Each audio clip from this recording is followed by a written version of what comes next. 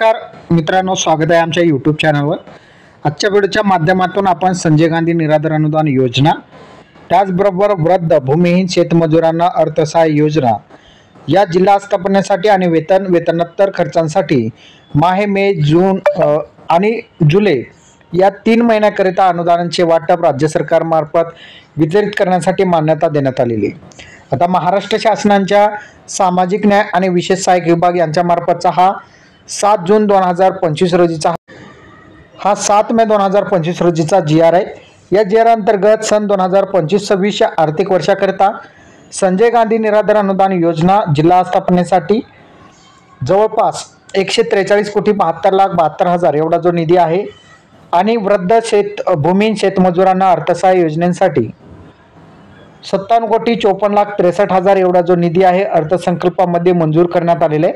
आणि त्यानुसार प्रत्येक महिन्यामध्ये राज्य सरकार जे आहे जेवढा निधी प्रत्येक महिन्यामध्ये लागतो त्या प्रकारे निधींचं वितरण राज्य सरकार करत आहे। ज्यामध्ये संजय गांधी निराधार अनुदान योजनेअंतर्गत जिल्हा स्थापनेसाठी 12,85,00,000 तर वृद्ध भूमिहीन शेतमजुरांना अर्थसहाय्य योजनेसाठी जवळपास 5,17,20,490 एवढा निधी मंजूर करण्यात आलेला आहे। आणि हा निधी जे आहे विभागीय आयुक्त यांना वितरित करण्यास राज्य सरकारने मान्यता दिलेली आहे आणि त्यानुसार आता हा निधी जो आहे या ठिकाणी वितरित केला जाणार आहे।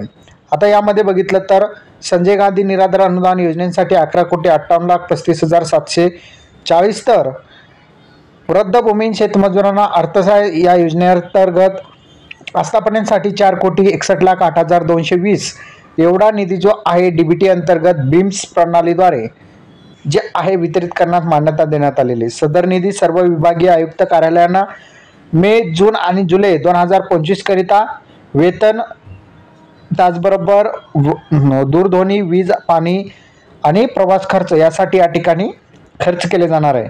म्हणजे जे महिनावारी तुम्हाला पैसे अनुदानाअंतर्गत दिले जातात त्यासाठी सुद्धा हा निधी असेल आणि जे प्रशासकीय खर्च आहे त्यासाठी सुद्धा निधी असेल।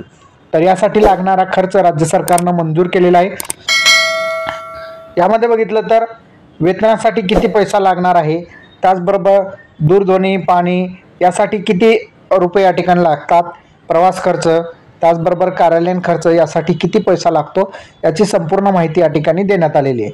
ज्यामध्ये बघितलं तर पुणे असेल, कोकण असेल, नाशिक असेल, नागपूर असेल, अमरावती, छत्रपती संभाजीनगर अशा जिल्ह्यांचा या ठिकाणी समावेश आहे। ज्यामध्ये सर्वसाधारण आस्थापनांसाठी या ठिकाणी हा निधी वितरित करण्यात आलेला आहे मे ते जून यासाठी।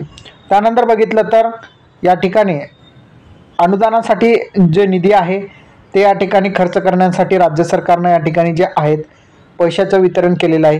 विवरण B मध्ये त्यांनी दिलेलं आहे, ज्यामध्ये पुणे असेल, कोकण असेल, नाशिक असेल, नागपूर असेल, अमरावती, छत्रपती संभाजीनगर या विभागातील सर्व जिल्ह्यांसाठी हा निधी या ठिकाणी वापर केला जाणार आहे।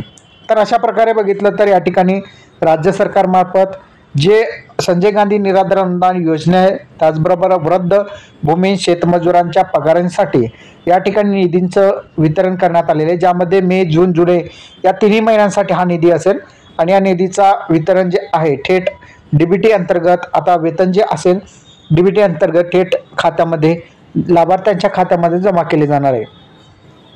तर अशा प्रकारचा हा महत्त्वपूर्ण अपडेट होता। अपडेट कसा वाटला नक्की कमेंटमध्ये सांगा आणि चॅनलवर नवीन असाल चॅनलला सबस्क्राईब करा। धन्यवाद।